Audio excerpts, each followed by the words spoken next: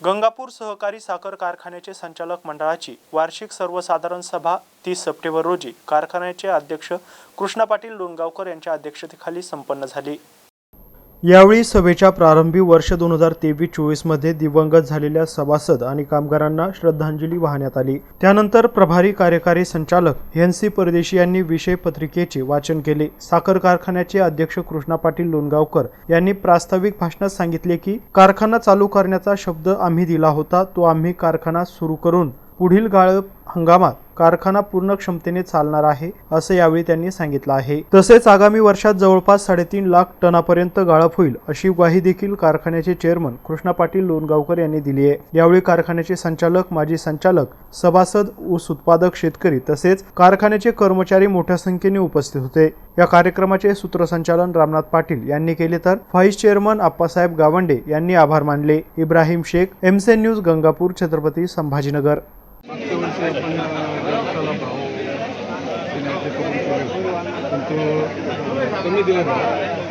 नाही 2711 रुपये जाहीर केला होता त्यांनी पैसे 2711 रुपयाप्रमाणे जे दिलेले। आता त्यांना परत काही थोडंसं 100-200 रुपयांना काढा मागच्या वर्षीचा असं आम्ही त्यांना विनंती करणार आहे। बरं, हे जे पब्लिक स्कूल आहे हे आपण काय चालवायला दिले का? नाही याच्यावर आहे ना, पब्लिक स्कूलवर काही माजी विद्यार्थ्यांना आम्ही या स्थानिक मंडळावर घेतलं आणि त्या मंडळींनी आपला पदार्थ खर्च करून ही शाळा सगळी दुरुस्त केली आणि ते चालवत आहे। कोणाला भाड्या-बिड्यांना दिली, इथं स्थानिक मंडळ जे आहे ते या ठिकाणी ही शाळा चालवत आहे। बरं, हे जे ज्यांना कारखाना चालू करायला दिलेला आहे चालवायला, त्यांनी जे भाड्याचे पैसे ते जमा केले का? त्यांनी जवळपास त्यांच्याकडनं 1,40,00,000 रुपये येणं होतं, त्यातलं 40 लाख रुपये त्यांनी जमा केलेलं आहे। 1 कोटी रुपये त्यांचं देणं आहे, ते वसूल करण्याचं काम बँकेचं आहे, ते वसूल करतील। जोपर्यंत पैसे मिळणार नाही तोपर्यंत त्याला 18% व्याज चालणार आहे। त्याच्यात नुकसान आहे 18% व्याजाचं। आणि आम्ही जर त्यांच्या मागं लागलो तर त्याचा दुष्परिणाम होऊ शकतो, ते निघून जातील। त्याच्यामुळं आम्हाला त्यांना दुःख व्हायचं नाही आहे। आम्हाला हे आमचं बंद पडलेलं गाडं आहे ना, ते चालतं बोलतं राहिलं पाहिजे। भले ऊस इथं नाही गेला शेतकऱ्याचा, पण बाहेरचे कारखाने आमच्या शेतकऱ्याबरोबर नीट वागता जेव्हा या कारखान्याचा चिमणीचा धूर निघतो, त्याच्यामुळं हा कारखाना चालला पाहिजे। क्षेप कुठलाच नाही आहे। माझा कारखाना कर्जमुक्त व्हावा, कर्जमुक्तीच्या दृष्टीने कारखान्याने जे पावले उचलायला पाहिजे, म्हणजे त्या बोर्डाचं तसं पाहिजे तर डायरेक्टर बोर्डाचं ते कारखानदार आणि बँकेचं कुठलाही संबंध नाही। पण एक देखरेख म्हणून आज कारखाना कर्जमुक्त होण्यासाठी कारखान्याने भूमिका घेतली पाहिजे संचालक बोर्डाने। तिथे जे दरवर्षी क्रशिंग होतं, जे कारखान्याला 105 रुपये पर टन जे त्यांनी द्यायला पाहिजे होतं, जे भाडं म्हणून बँकेला, त्यांनी ते अद्याप जमा नाही केलं।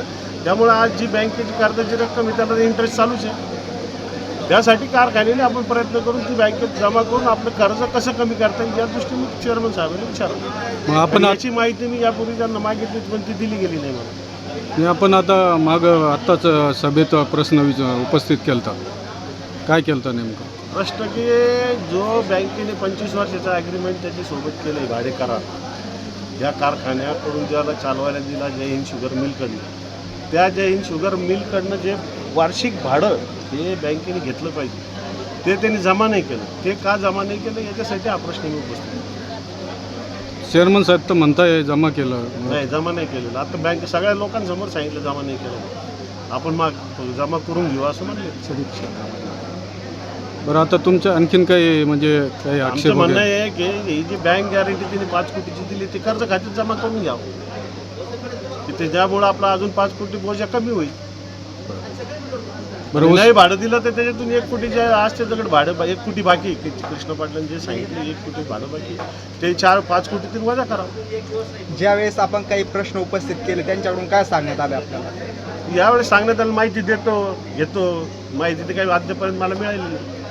पण आता मी माहिती ही स्वतःहून जाऊन त्या कारखान्याचं ॲग्रीमेंट मी रजिस्ट्री ऑफिसमध्ये जाऊन आणलं। MDने मला जी तोंडी माहिती दिली त्याच्या आधारे मी हा प्रश्न उपस्थित म्हणजे तुम्हाला माहिती देणं टाळाटाळ यापुढे आपण काय करणार?